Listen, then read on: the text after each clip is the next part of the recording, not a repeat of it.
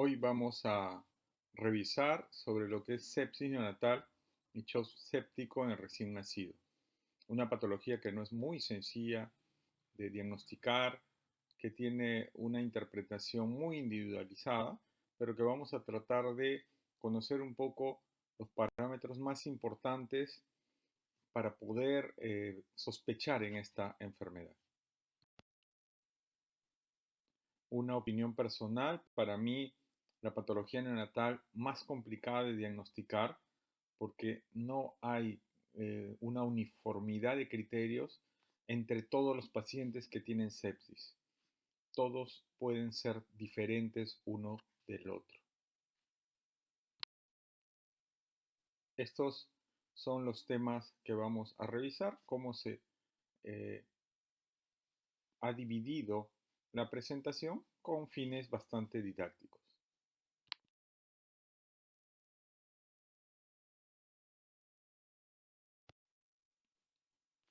Respecto a la identificación de los recién nacidos con riesgo de sepsis neonatal temprana, tienen mucho que ver con antecedentes de la madre, ¿no? Perinatales, que no son muy sensibles ni muy específicos, pero que nos orientan a poder saber qué población neonatal tiene riesgo de poder tener sepsis neonatal temprana. Otra dificultad es que los exámenes de laboratorio, las pruebas de diagnóstico para sepsis neonatal tienen un pobre valor predictivo positivo, no permiten ser tan exactas con el diagnóstico cuando es positivo este examen y cuando es negativo tampoco lo descarta eh, con un gran porcentaje de confianza. Entonces, eh, es difícil emplear pruebas diagnósticas para tener exactitud en el diagnóstico de sepsis neonatal. ¿Y esto qué ocasiona? Que tengamos que tratar a niños que lucen bien y en los cuales vamos a creer o vamos a sospechar que tienen sepsis neonatal, ¿no? Así tengan a veces los hemocultivos negativos, están con su tratamiento antibiótico. Ese es uno de los grandes dilemas en la neonatología, el hecho de no poner antibióticos, pero es muy difícil cuando uno está en la práctica clínica. Pero lo que sí es claro es que debemos tener un manejo de los antibióticos eh, con mucho criterio, ¿no? Para evitar la aparición de organismos resistentes y para ello debemos desarrollar políticas de uso de antibióticos adecuadamente en la unidad de cuidados intensivos. Esto en función de lo que les decía previamente, que muchas veces damos tratamiento antibiótico a pacientes que lucen bien, a pacientes que tienen hemocultivos negativos, que por algún otro factor muchas veces sospechamos la sepsis neonatal. ¿Cuál es la definición de sepsis neonatal? Bueno, vamos a resumir a continuación ello. La definición de sepsis temprana tiene que ver con tiempos. Es la sepsis de aparición en menores o iguales a 3 días de vida, recién nacidos que tengan 3 o menos días de vida. Esa definición entonces tiene que ver con la sepsis que aparece en los primeros 3 días de vida, definida sepsis como la presencia de hemocultivo positivo. La sepsis neonatal se divide en temprana y tardía, utilizando las 72 horas como corte para definir antes de eso temprana y después de eso tardía. Antes se utilizaban 48 horas, 7 días, pero ahora estamos utilizando como definición las 72 horas de vida.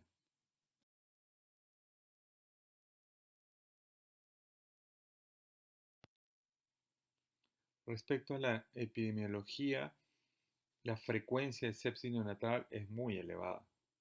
En el Perú y en el mundo, ¿no? Cada año 2.6 millones de recién nacidos mueren. Tres cuartas partes de estas muertes se producen en la primera semana de vida y casi todos, más del 90%, en los países de escasos o medianos recursos económicos. Estamos hablando de una cantidad bastante alta de pacientes que se ven afectados y que pierden la vida por sepsis neonatal.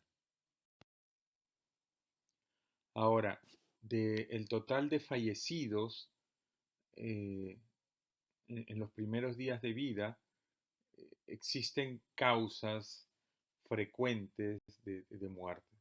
Está la prematuridad, está la asfixia, está la sepsis. Eh, Frecuentemente en general la sepsis es la tercera causa. En nuestro país termina siendo la segunda causa porque se ha controlado mejor el tema de la asfixia. Es responsable del 13% de la mortalidad neonatal y 42% de las muertes en las primeras semanas de vida. Es bastante elevado. La incidencia en general es de 0.9 a 1.5 por cada 1000 nacidos vivos en los países desarrollados. Estamos hablando de sepsis confirmada. No olvidar que hay un grupo grande de pacientes en los cuales se sospecha la sepsis o finalmente se diagnostica como una sepsis no confirmada porque tiene toda la característica, pero el hemocultivo termina siendo negativo. En el Hospital Loaiza, la frecuencia es de 3.2 por 1000 nacidos vivos. Respecto a los países desarrollados es un tanto más alta y si comparamos, obviamente esta cifra con provincias, otros departamentos, suele ser incluso reducida.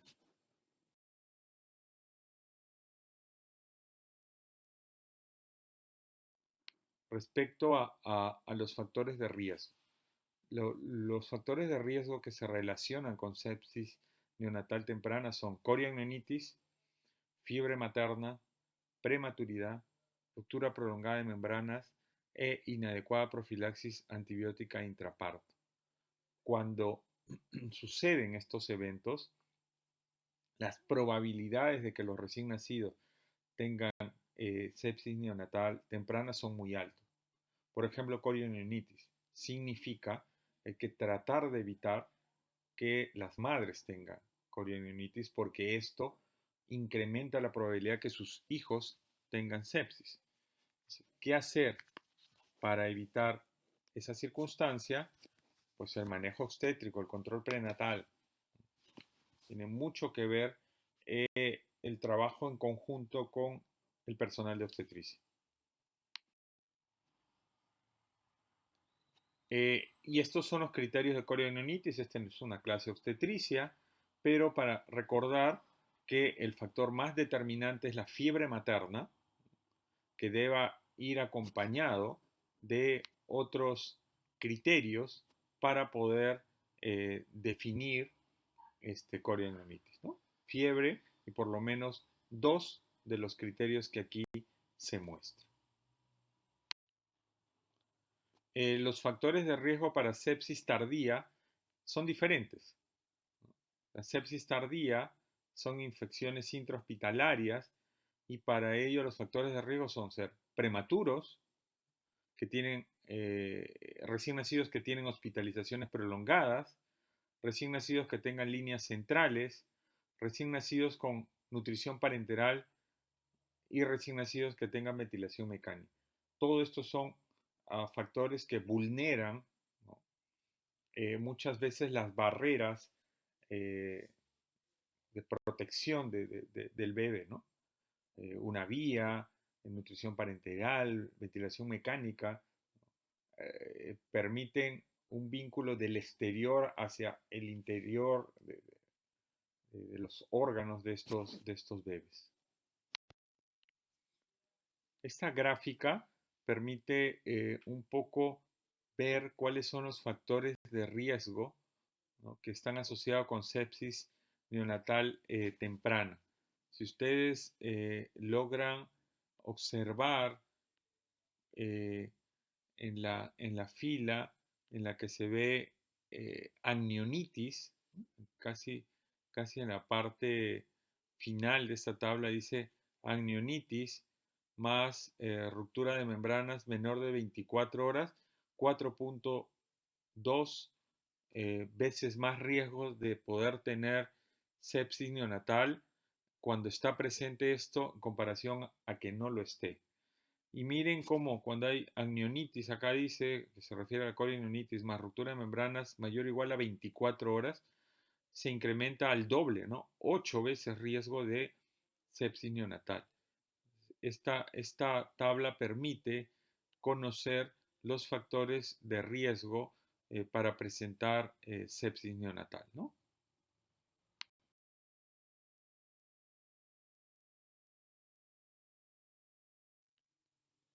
Respecto a los gérmenes, esto varía, ¿no? Acá ven los gérmenes eh, en sepsis neonatal temprana y en tardía. Esto varía de acuerdo a los lugares, ¿no? Los ejemplo, países desarrollados. Y ven que en la temprana está estreptococo de grupo B, Escherichia coli, otras bacterias gram negativas, también entra a taller estafilococo aureus, estafilococo coagulasa negativo, y en la tardía el estafilococo coagulasa negativo a la cabeza, Escherichia coli, que también tiene una importancia elevada, Klebsiella, Staphylococcus aureus, Cándida, Enterococcus, Pseudomonas. Ven que hay una variedad porque obviamente los gérmenes de la sepsis temprana tienen que ver con el canal vaginal y los gérmenes de la sepsis tardía tienen que ver con el factor ambiente, hospitalización, unidad de cuidados intensivos. Y esta sería la tabla que muestra los patógenos de sepsis producida por gérmenes adquiridos en la comunidad, o sea, niños que se van de alta y retornan, ¿no? O sea, neonatos, y adquiridos en el hospital, ¿no? Klebsiella, Staphylococcus aureus, Escherichia coli. Pero acá logren ver que esto es para países en vías de desarrollo. Es diferente la perspectiva e inclusive los gérmenes, la patología que se presenta en sepsis neonatal.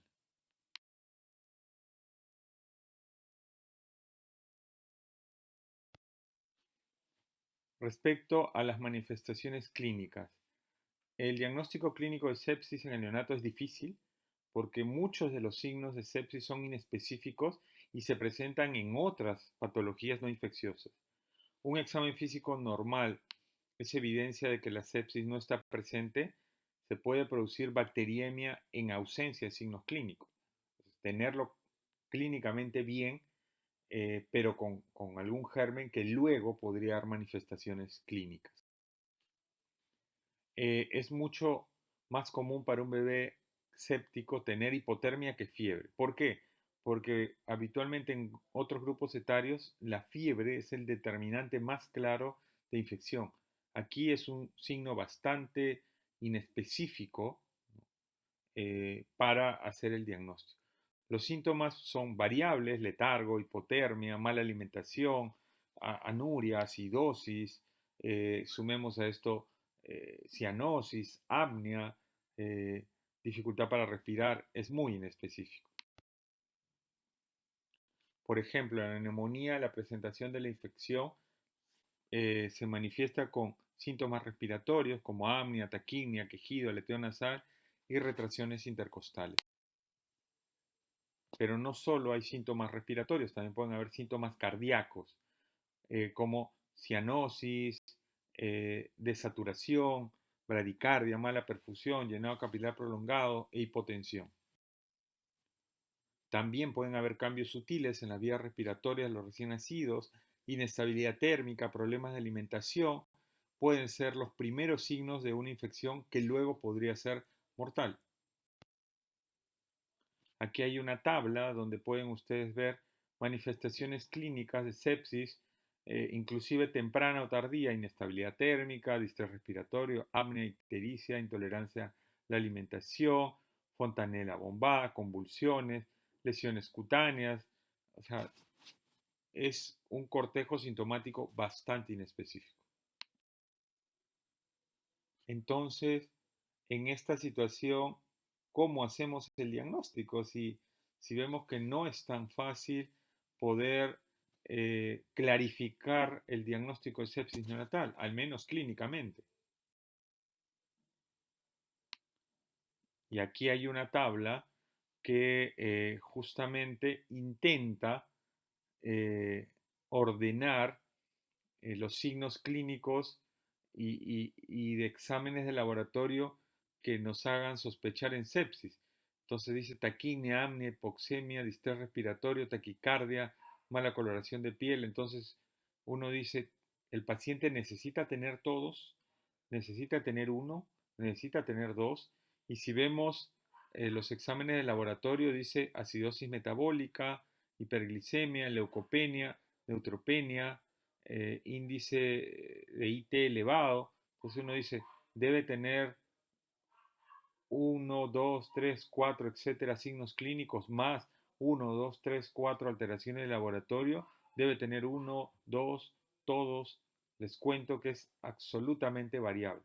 Pueden tener un niño que tenga solo un signo clínico, pueden tener un niño que tenga dos exámenes de laboratorio y todavía ningún signo clínico.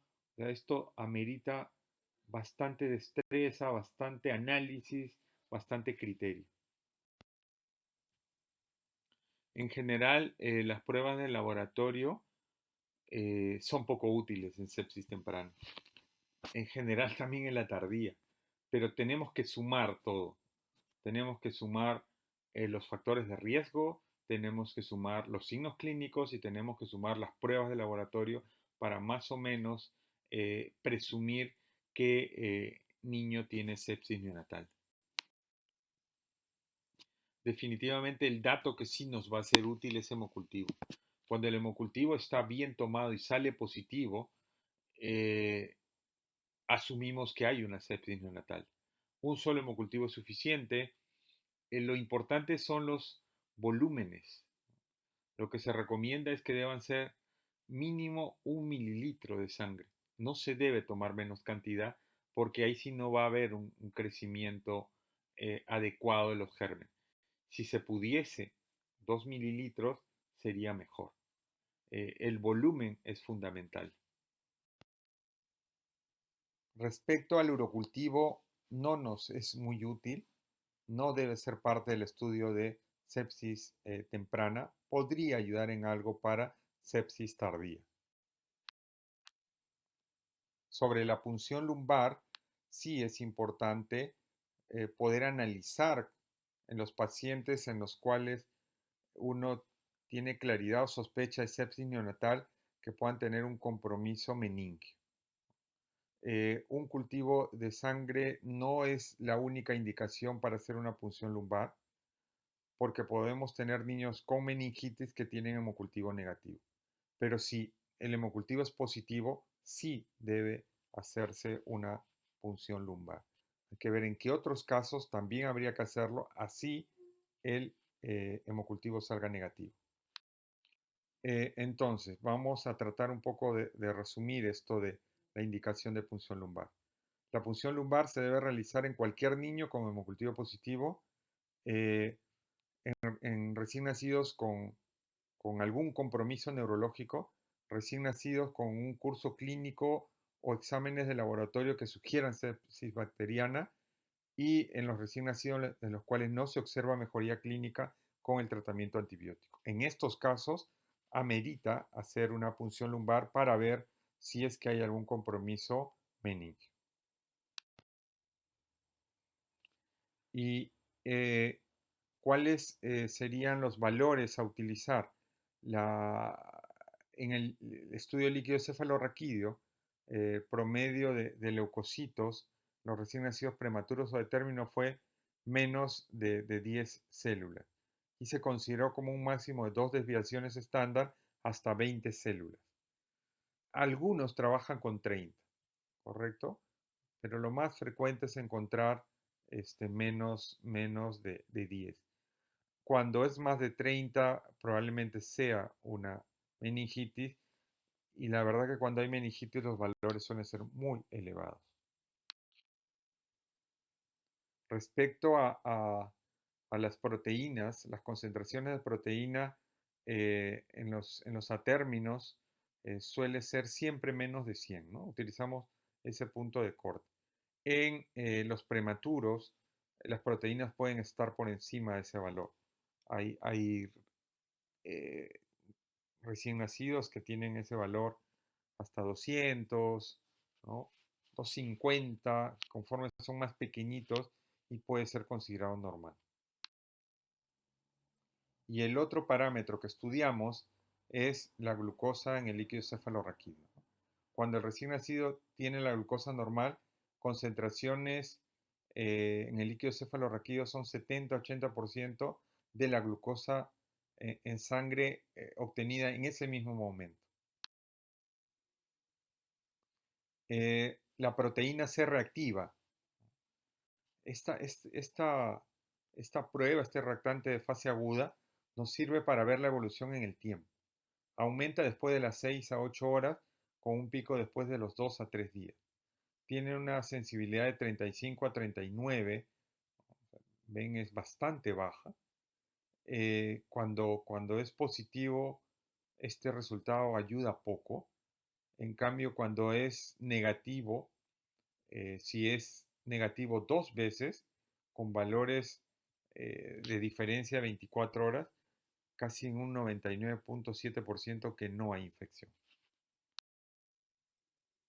Por eso una de las recomendaciones es monitorizar con la proteína C reactiva, y el hecho de tener 2 valores negativos descarta infección, ¿no? Más útil a veces en sepsis tardía que en sepsis temprana.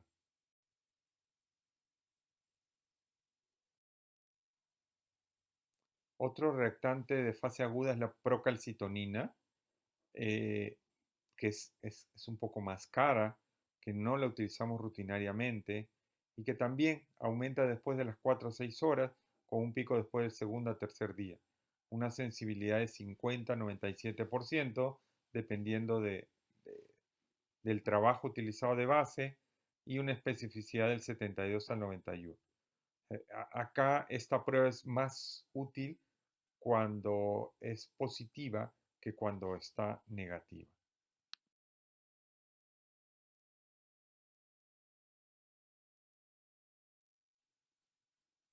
Respecto al examen físico, miren acá cuando se compara el examen físico con los exámenes de laboratorio, ¿no? La sensibilidad es de un 92%. Es decir, es muy importante cuando el bebé tiene una manifestación clínica.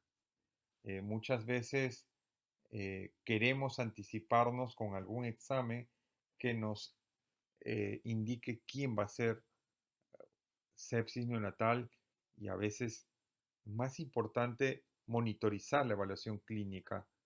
Eh, Eso sí significa estar muy atentos porque podría tener alguna manifestación y pasar desapercibida. Eso es lo que hay que evitar. Este es un trabajo muy interesante que compara la valoración del examen clínico, ¿no? versus el examen clínico más pruebas de laboratorio para poder eh, detectar pacientes con sepsis, ¿no? Se compara dos grupos. Un grupo en los cuales se monitoriza al bebé a través del examen clínico, y otro grupo que monitoriza al bebé con el examen clínico más pruebas de laboratorio. Entonces, en este trabajo hay dos grupos, ¿no?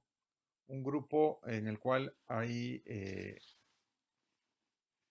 la valoración del examen físico más los exámenes de laboratorio. Esta Esta evaluación incluye un primer periodo que dura 12 meses. Luego de ese primer periodo se cambia y solo se utiliza el examen físico sin utilizar pruebas de laboratorio y también dura 12 meses. Y se compara, ¿no? Se compara ambos grupos. Se compara ambos grupos y qué cosa se evalúa. Se evalúa en ambos grupos el número de recién nacidos tratados con antibióticos y el tiempo entre el comienzo de síntomas y el inicio de la terapia. Obviamente, el número de recién nacidos tratados con antibióticos para ver qué cantidad de pacientes tuvieron infección o ameritaron una sospecha de infección en ambos grupos y el tiempo entre el comienzo de síntomas y el inicio de la terapia para ver si con los exámenes de laboratorio se podía adelantar la sospecha de infección, ya que a veces con el examen físico uno detecta la infección, pero algo más tardíamente que con un examen de laboratorio que te ayuda a adelantarte, entre comillas, a el riesgo de sepsis. Y los datos concluyen que no hubo diferencias en el tiempo entre el comienzo de signos eh, de infección y el inicio de la terapia. Es decir, que con o sin el examen de laboratorio, más o menos uno podía eh, iniciar el tratamiento antibiótico en el mismo lapso de tiempo. O sea, no era que los exámenes de laboratorio nos ayudaban a cortar ese lapso de tiempo para detectar antes la infección. Y en el grupo en el cual se utilizó solo el examen físico, se utilizó menor cantidad de antibióticos. Quiere decir que muchas veces los exámenes de laboratorio nos desvirtuaban la presunción diagnóstica. ¿Qué concluye este trabajo? Que las pruebas de laboratorio no ofrecen ventajas sobre la valoración del examen físico. Pero repito, el examen físico debe ser continuo, realizado eh, con un monitoreo estricto, ¿no? Y obviamente con las competencias del personal que se encarga de examinar al paciente.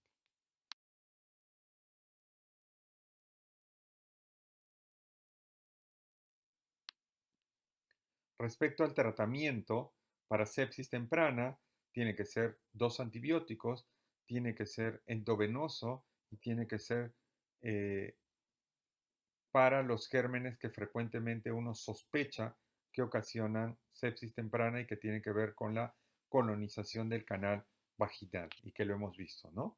Streptococcus galactea grupo B, Escherichia coli, Listeria y la cobertura que cubre para esos patógenos es ampicilina más un aminoglucósido que puede ser gentamicina o amicacina. ¿Cuánto tiempo? El tiempo es variable. Cuando es bacteriemia se sugiere 10 días, ¿no? O sea, con el hemocultivo eh, positivo, estamos hablando de sepsis temprana, 14 días cuando es para el estreptococo del grupo B, ¿no? Y para meningitis no complicadas, y cuando hay una infección complicada, 21 a 28 días, ¿no? Para sepsis tardía hay varios esquemas sugeridos, pero se puede recomendar vancomicina eh, más un aminoglucósido que sería eh, amicacina, ¿no? Sería una muy buena opción. Ahora, hacemos la salvedad. Estos tratamientos se inician de manera empírica, es decir, uno tiene la presunción de la sepsis neonatal y en ese momento no conoce el germen. En ese momento uno inicia el tratamiento antibiótico con estos esquemas comentados y toma un hemocultivo, ¿no? Previo al inicio antibiótico. El hemocultivo debe retornar su resultado, debe tenerse el resultado en más o menos ahorita vamos a comentar, 2 a 3 días. Ya con el resultado del germen y la sensibilidad se mantiene o se modifica la cobertura antibiótica mencionada. ¿Y qué hacer? ¿Qué hacer para evitar la sepsis neonatal? Bueno, un poco depende, ¿no? Para la temprana sería una profilaxis antibiótica intraparto cuando hay riesgos en la madre. Obvio, está de más decir el control prenatal. Para la tardía, el lavado de manos, evitar el uso prolongado de antibióticos, lactancia materna, evitar cefalosporina de tercera generación. Son algunas medidas que disminuirían la sepsis neonatal tanto temprana como tardía. Y algo más para la sepsis tardía, evitar uso de ranitidina, que cada vez, gracias a Dios, se usa menos, una posición lateral en los recién nacidos ventilados y tratar de evitar el uso de vías endovenosas, ¿no? Sobremanera. También evitar el uso prolongado de catéteres, sondas, nutrición parenteral. Y entonces cuando nace un bebé eh, puede tener algunos factores de riesgo y hay que hacer un seguimiento exhaustivo a esos pacientes. Como ya vimos, clínicamente, y de todas maneras podríamos utilizar pruebas de laboratorio, pero lo menos posible y sabiendo en qué momento y cómo interpretarlo. Y para eso se presentan los siguientes escenarios clínicos.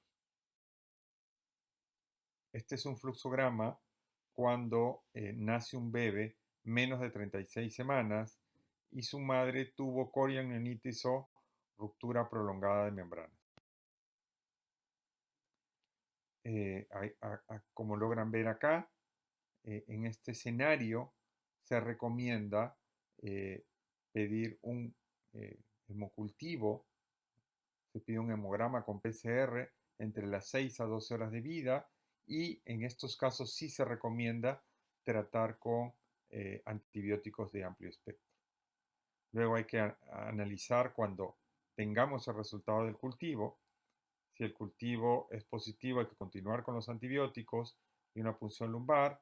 Si los cultivos son negativos, el bebé luce bien, pero los exámenes de laboratorio son anormales, continuar los antibióticos si la madre recibió antibióticos durante el trabajo de parto, porque eso justificaría que los cultivos salgan negativos en el recién nacido. Y si el cultivo está negativo, el bebé luce bien y los exámenes de laboratorio están normales, se suspendería en ese momento los antibióticos.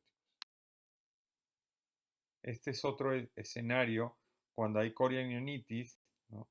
En neonatos que tienen más de 36 semanas. Este es otro escenario.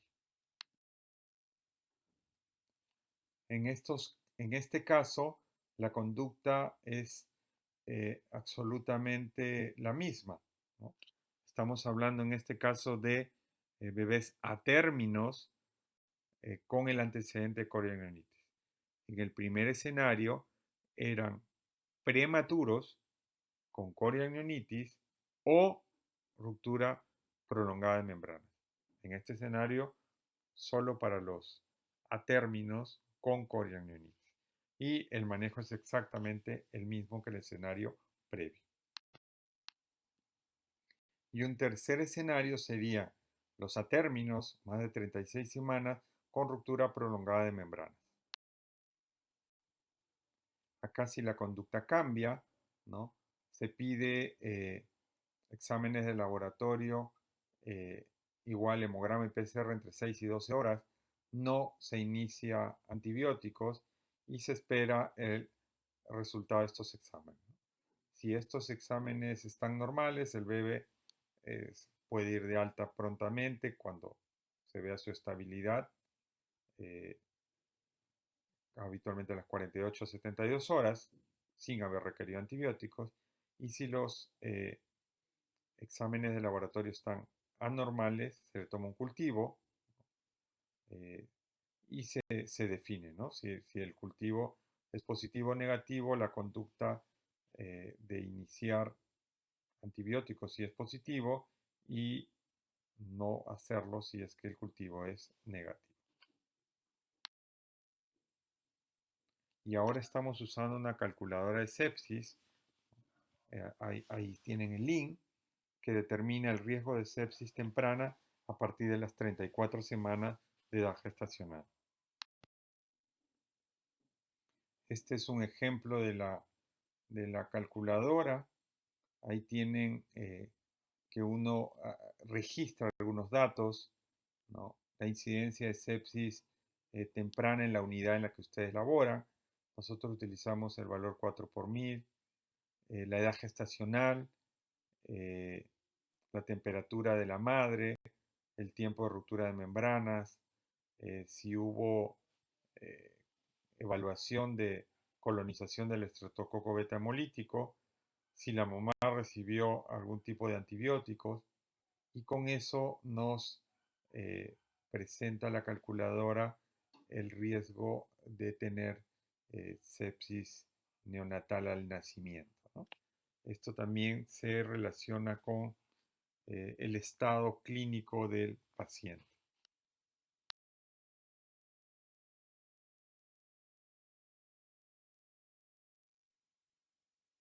Entonces, respecto a las recomendaciones, eh, reiteramos, evitar el uso de antibióticos innecesarios. Para veces catéteres, se colocaba antibióticos, no amerita. Interrumpir los antibióticos después de 48 horas si no se confirma la sepsis, y duración de tratamiento antibiótico más corto si se confirma la sepsis. Este es un dato que ayuda a tratar de suspender los antibióticos cuando están utilizándose de manera innecesaria. Yo les expliqué que tenemos un paciente con sospecha de sepsis, le iniciamos antibióticos y esperamos el resultado del hemocultivo para tomar una decisión confirmatoria o una decisión eh, que excluya el diagnóstico. Nosotros hacemos esa valoración y vemos obviamente la evolución clínica en ese lapso del paciente. El 100% de las sepsis por bacterias gram negativas y gram positivas que no sea estafilococo coagulasa negativo, y el 90% de las ocasionadas por el el estafilococo coagulasa negativo son identificados en los hemocultivos en las primeras 48 horas. ¿Qué significa? Que antes nosotros esperábamos 4 o 5 días a ver si crece algo en el cultivo. Como ven, el 100% de las bacterias gram negativas y las gram positivas que no son estafilococo coagulasa negativa van a crecer antes de las 48 horas. Esperar más tiempo es innecesario. Y el 90% de las ocasionadas por estafilococo coagulasa negativo son identificadas también antes de las 48 horas. Hay un 10% que hay que esperar un poquito más. Creo que con 72 horas es más que suficiente. Entonces, si en 72 horas no creció nada, no va a crecer nada más en el hemocultivo. Esta tabla es para clarificar los tiempos en hora del crecimiento bacteriano de los gérmenes en un hemocultivo.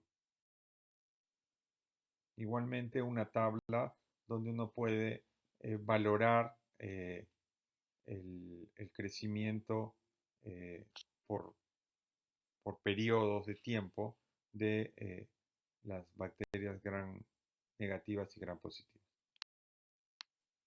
Seguimos con las recomendaciones: prevenir la infección, reforzando medidas para prevenir infecciones, llámese lavado de manos, controlen los procedimientos, evitar así cualquier necesidad de antibióticos, ¿no? Manipulación lo menos posible, medidas de higiene, el uso de lactoferrina, probióticos, leche humana.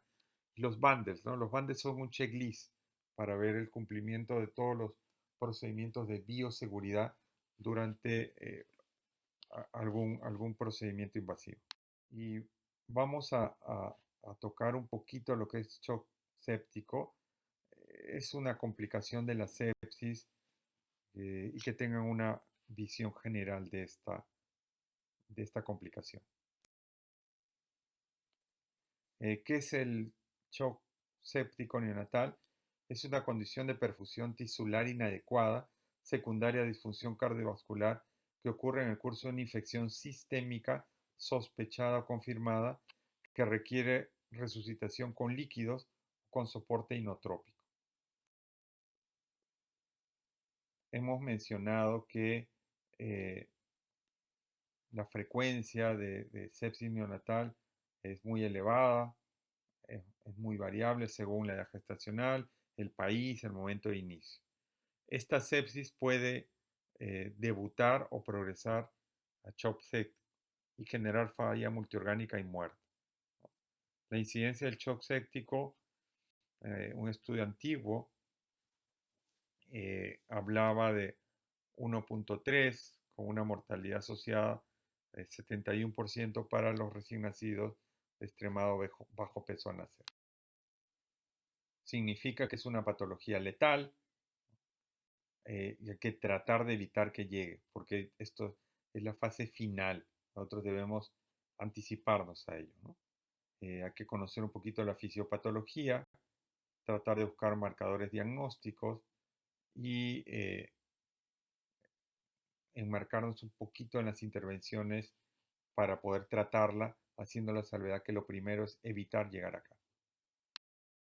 ¿Y cuáles son los factores involucrados en el desarrollo del shock séptico neonatal? Pues tienen que ver con también los factores relacionados con sepsis, ¿no? Eh, Pacientes muy prematuros, menos de 1000 gramos, tienen más riesgo, hipogamaglobulinemia, que tiene que ver también con prematuridad, la nutrición parenteral prolongada, los catéteres venosos o arteriales prolongados, centrales, el uso de corticoides, ventilación mecánica prolongada, enterocolitis necrotizante, son factores que tienen que ver con sepsis en general y que finalmente devienen en shock séptico. Y los gérmenes que están involucrados, obviamente, tienen que ser los gérmenes más agresivos, ¿no?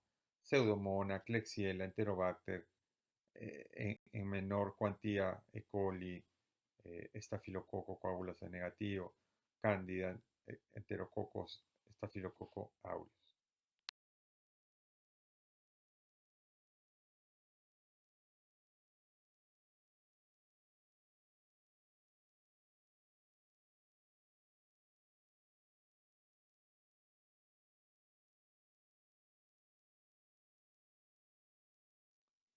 Y la cascada inflamatoria, eh, generadora de insuficiencia circulatoria, falla multiorgánica, tiene que ver con los mecanismos eh, del patógeno, ¿no? Del germen, ¿no? Citoquinas, antiinflamatorias, proinflamatorias, compromiso endotelial, eh, tienen mucho que ver con el equilibrio del organismo de estos bebés, que claudica y se produce daño endotelial, coagulopatía, CID, eh, hipotensión, hipoxia, acidosis, que puede terminar, repito, en falla multiorgánica y muerte. Hace mucho tiempo se está tratando de unificar una definición operacional, ¿no? Y sepsis considerado como una síndrome de respuesta inflamatoria sistémica en presencia como resultado de una infección sospechada o comprobada, ¿no? El shock séptico sería sepsis más disfunción cardiovascular, eh, utilizando la alteración de este, las funciones vitales como parámetro, ¿no? Ahí más o menos se pone algunos límites que cuando están presentes indicarían una infección. en el recién nacido. ¿Y por qué es complicado tener una definición de shock séptico eh, precisa, ¿no? Porque la inmadurez de los sistemas orgánicos y la fisiología de la transición pueden dificultar un diagnóstico. Los valores de la presión arterial son muy variables según la edad gestacional. Eh, no se puede identificar un gasto cardíaco, una perfusión o entrega de oxígeno eh, como parámetro definitivo porque es variable. La limitación más evidente es la dificultad para monitorizar, a veces cateterizar este, la, la arteria, tener datos invasivos a veces es complicado, ¿no? A pesar de ello, acá hay algunas definiciones de lo que es disfunción cardiovascular, ¿no? A pesar de la administración de bolos de solución salina, eh, más de 40 cc por kilo en una hora, hipotensión, considerando una presión sistólica por debajo del percentil 5, dos desviaciones estándar, necesidad de drogas vasoactivas para tener una presión arterial en rango normal, o dos de los siguientes, acidosis metabólica, incremento del lactato, eh, oliguria, llenado capilar prolongado, diferencial de la temperatura central y periférica. Son algunos parámetros que se utilizan que pueden tener también algunas modificaciones en los prematuros, ¿no? Entonces, ¿cuáles serían las conclusiones finalmente? La sepsis neonatal es una causa importante de morbilidad y mortalidad. Los exámenes de laboratorio eh, se usan para diagnosticar, para identificar recién nacidos con baja probabilidad de sepsis, pero no para identificar a los que probablemente sí están infectados. 1 mililitro de sangre antes de iniciar los antibióticos es necesario para detectar, verificar la presencia del germen en un hemocultivo. Los cultivos de zonas superficiales, aspirado gástrico y de orina, no tienen utilidad en el diagnóstico de sepsis neonatal. La punción lumbar no es necesaria en todos los recién nacidos con sospecha de infección si se lo ven saludable, pero se debe realizar en los recién nacidos con signos neurológicos de sepsis, con cultivos positivos, hemocultivo, y que no responden a la terapia antibiótica. El tratamiento antibiótico de los recién nacidos con sospecha de sepsis es con ampicilina y un aminoglucósido temprana. Una vez que el diagnóstico ha sido identificado, la terapia se da dependiendo de la lectura del hemocultivo, a menos que el sinergismo sea necesario. El tratamiento antibiótico debe ser interrumpido a las 24 horas en situaciones clínicas con baja probabilidad de sepsis. Detectar oportunamente el shock séptico e iniciar tratamiento precozmente para evitar la mortalidad y no olvidar que el esquema de tratamiento antibiótico para recién nacidos con sospecha de sepsis tardía incluye la utilización de otro esquema de antibióticos en el cual podríamos recomendar eh, vancomicina con un aminoglucósido que sería idealmente, en este caso, amicacina y en todo caso para la sepsis temprana, gentamicina.